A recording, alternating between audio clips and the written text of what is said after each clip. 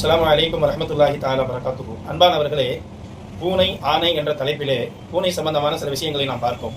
அதில் சில நண்பர்கள் பூனை சஹாபாக்கள் வளர்த்தார்களா என்ற ஒரு கேள்வி கேட்டார்கள். ஆம், இன்று நாம் பிரபலியமாக சஹாபாக்களை பற்றி படிக்கும்போது எந்த சஹாபி அதிகமாக ஹதீஸை அறிவித்திருக்கிறார் என்று நீங்கள் பார்க்கும்போது அப்துர் ரஹ்மான் இப்னு சஹ்ர் தௌசி என்பவர் தான் 5374 ஹதீஸை அறிவித்திருக்கிறார். ஆனால் அந்த ஹதீஸு அப்துர் ரஹ்மான் இப்னு சஹ்ர் தௌசின்னு சொன்னால் யாருக்காவது தெரியுமா? தெரியாது.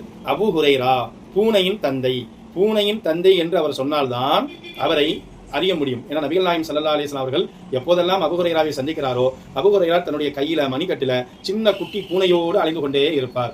அதோடு மட்டுமல்லாம அவங்க வீட்டில் உள்ளவங்க சொல்றாங்க, அபூ ஹுரைரா சின்ன வயதிலிருந்து அவர் ஆடு மேய்த்து கொண்டிருந்தார். அப்படி ஆடு மேய்க்கின்ற சமயத்திலும் கூட தன்னுடைய தோள்புஜத்திலும் கைகளிலும் சின்ன குட்டி பூனைகளை செல்ல பிராணியாக தன் தூங்கும் போது, எழுந்திருக்கும் போது, நடக்கும் போது அவர் என்ன செய்வார்? அதை வைத்துக் கொள்வார் என்று சஹாபா பெருமக்களை கூறியதின் காரணமாக அவர் குடும்பத்திலேயே பூனையின் தந்தை அபூ ஹுரைரா என்று கூறுவார்களாம். அதனால்தான் அவருக்கு அப்துல்லாஹ் இப்னு சஹ்ர் இப்னு தௌசி என்று பெயர் வந்தாலும், அவர் மிகப்பெரிய ஹதீஸ் 5374 ஹதீஸ் அறிவிச்சாலும் அவர் பேர் யாருக்கும் தெரியாது. ஆனால் அபூ ஹுரைரான்னு சொன்னாதான் தெரியும். எனவே நம்முடைய வீட்டில் நம்முடைய பூனைகள் நமக்கும் நம்முடைய பிள்ளைகளுக்கும் நம்முடைய உடைமைகளுக்கும் பாதுகாப்பாக இருக்கக்கூடிய பட்சத்தில் நாம் அதை வளர்ப்பதில் எந்த ஒரு தவறும் இல்லை. அஸ்ஸலாமு அலைக்கும் வரஹ்மத்துல்லாஹி வபரகாத்துஹு.